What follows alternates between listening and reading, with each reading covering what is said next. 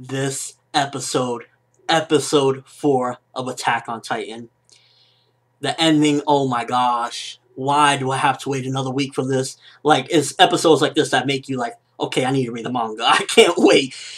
So basically, the episode, for the most part, it had, like, again, from the beginning to the middle and close towards the end, it had this, like, semi-slow to medium pacing, giving more of that backstory, giving you basically, like, a lot of stuff that, like I said, they kind of, like, went ahead and showed some flashback chapters first in chronological order instead of, like, seeing the flashbacks later. So we got a lot of this out the way.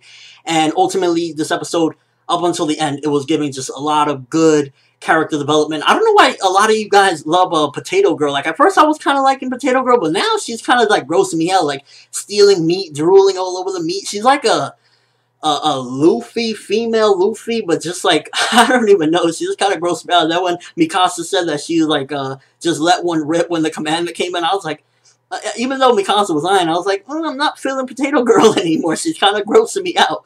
But then this episode, we see advancements with Eren as a character, his abilities. Eren from episode 1 to episode 4, he is already like, he can do things, and we've seen him actually progress. It wasn't just like, we've seen him one way, and then, like, the next episode, he is totally, like, Superman. No, we've actually seen the development, so when he took dude down, we actually got to see him get to that step, which is a good thing, and I thought that the development that they did in this episode really was nicely, and I'm glad that they took the time to get this stuff out the way so we don't have to worry about it later. That was a good thing, but then when we get towards the end of the episode, I was just like, when that giant-ass Whitebeard, skinless-looking Titan showed up, shit was getting real, and oh my gosh, the next episode is gonna be just like all-out chaos and war. This episode, for the most part, because, it was towards the end where the giant Titan showed up, for the most part, it was kind of slow, medium-paced, and it was just really giving you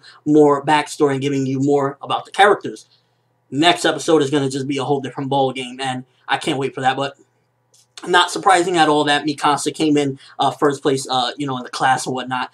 I think that was, again, properly shown and properly displayed with Mikasa becoming number 1 because, I mean, come on. I said it, like, she is definitely ready, and who's more ready than number 1?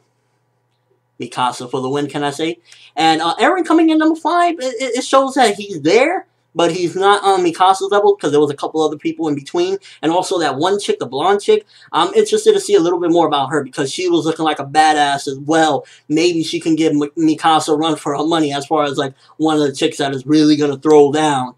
Also, I can't wait to see because I've read some of this in the manga. Again, they like switching things around, but because a lot of people have been saying, why is Mikasa so dedicated to Eren? They don't understand it. What's up? And it will be explained, but I wish they would do it a little bit more quicker because it's kind of looking like Mikasa's like so up his butt, like, oh, wherever you going, I'm going. If you're going there, I'm going there. And ultimately, I want them to explain that very soon so people can understand that Mikasa's not, on Eren's dick like that. It's really, there's more to it. And another theme of this episode, one of the final things I want to cover real quick, is that it was two sides. There were the people that they want to make it so that they can go in the quote-unquote safe zone next to the king. And then there's the people that want to make it so that they can go out and fight with the Titans.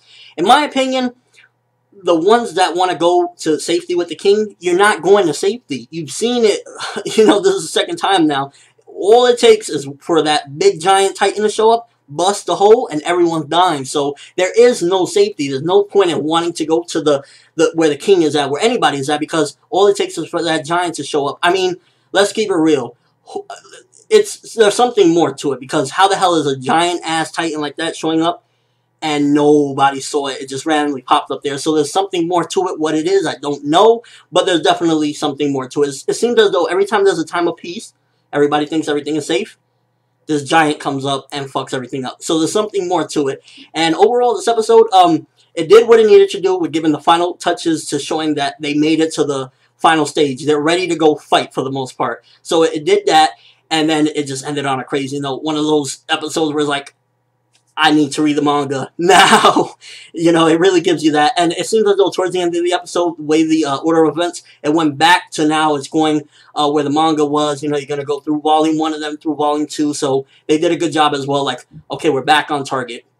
And ultimately, it was a really good episode, and it ended on a bang-ass note. I'm going to give this episode a 4. I'm going to give it a 4 because it gave final touches to character development, and it ended on such an incredible cliffhanger. What did you guys think? First of all, what is the conspiracy with this giant-ass Titan showing up just at the right time? What is your thoughts on that? What's the mystery?